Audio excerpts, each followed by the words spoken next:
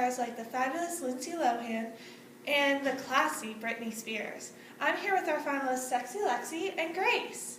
Would you like to say anything before the show starts?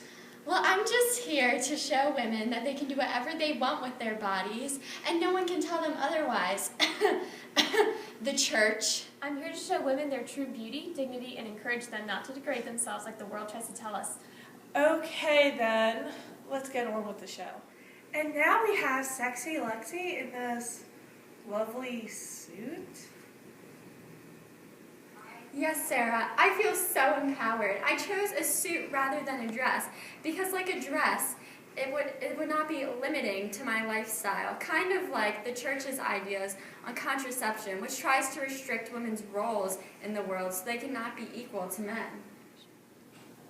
That is so true, Sexy Lexi. I feel unstoppable with this tie on. And here we have Grace wearing this nauseating feminine dress. Yes, Sarah, I felt like this dress reflected my true beauty, inside and out. Unlike what most people think the church's view on contraception is, birth control actually does not empower, but instead decreases a woman's true dignity. Oh, well, yes, you do look beautiful.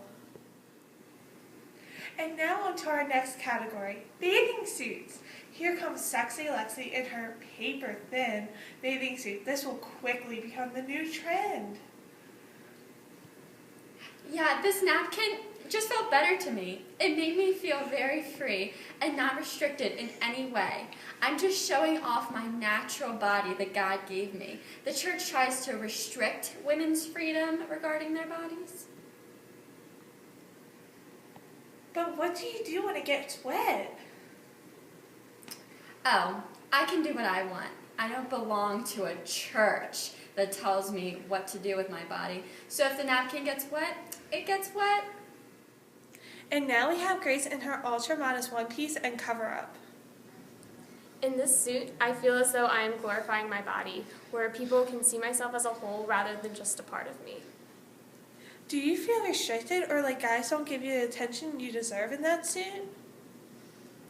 Actually, I feel more free and comfortable with myself because people see me for who I am and not just my body.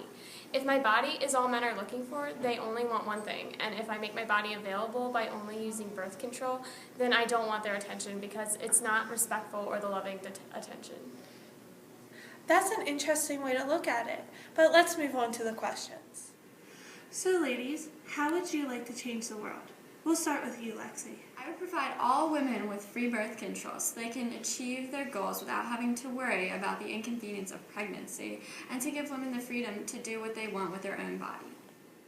Well said. All women should have these rights. What's your take on this question, Grace? I want all women to realize their true dignity. They can achieve their dreams even without birth control and manipulating their bodies to get what they want. When they have respect for themselves and their bodies, other people will notice and show them the same respect. Then they will be truly happy.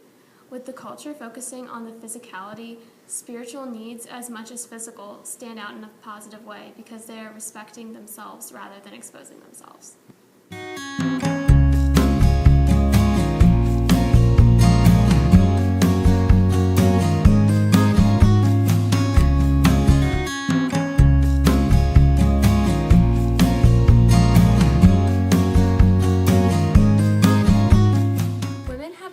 Dignity that is important to their spiritual life. The feminine genius, as Colleen Carroll Campbell explains, allows women to nurture the divine spark in another's soul, meaning that women are capable of attracting other people through their sensitive and maternal nature. Men have their own specific role in the world and women have theirs. These roles are different because they complement each other so that all may live a healthy spiritual life. Contraception disrupts the feminine genius because it takes away her whole self and constrains her from showing the world the God-given qualities she has to offer. In addition, Mulierigis Dignitatem says that it is a question of understanding the reason for and the consequences of the Creator's decision that the human being should always and only exist as a man or a woman.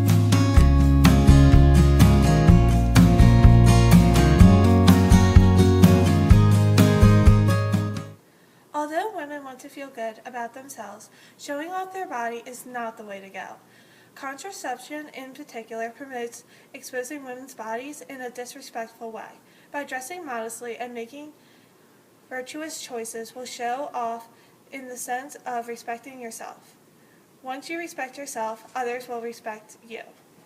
As Christina Everett said, by valuing her own purity, the girl can help the guy understand that her body is a treasure to be cherished and not some goal to be conquered.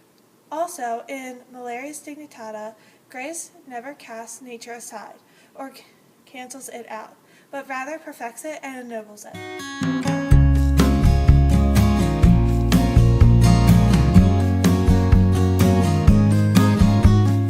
Society has started to refer to the pill as a matter of health care. The culture has led us to categorize the birth control pill under the same umbrella as preventative medicines, portraying pregnancy as a disease to be prevented. Life, however, should never be looked at as a disease or an inconvenience, but rather as a precious gift to be treasured.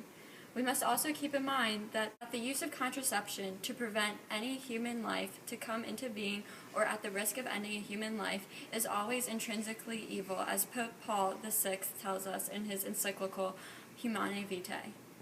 This teaching has been reinforced throughout time by the Church. God also tells us in Jeremiah chapter 1, verse 5, "Before I formed you in the womb, I knew you." No life can be a disease because each life, as God tells us, has a plan and a purpose.